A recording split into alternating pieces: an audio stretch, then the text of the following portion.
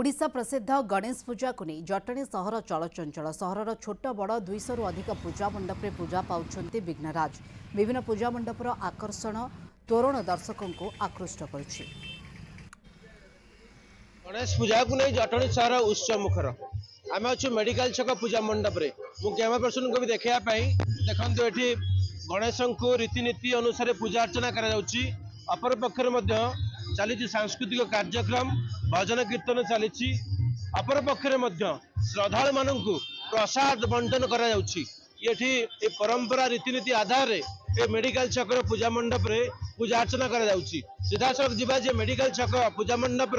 सभापति रही प्रतिक्रिया ना कौन कहे कौन निरा परंपरा और गणेश पूजा को नहीं आपण पूजा मंडप पक्षर कौन सब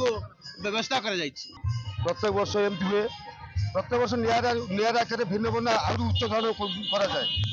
कर मेडिकल छकर मंडप आमर गोटे नीतिकांति रही है। प्रत्येक वर्ष एकादशी आम 3-4 लोक गोटे अन्न प्रसाद करूँ मझे आम क्षीरी भोग अच्छी मंडा पिठा भोग अच्छी प्रत्येक आम एमती सब चले जाऊ आम आज जो लोक दर्शक मान जो अन्न प्रसाद वितरण होची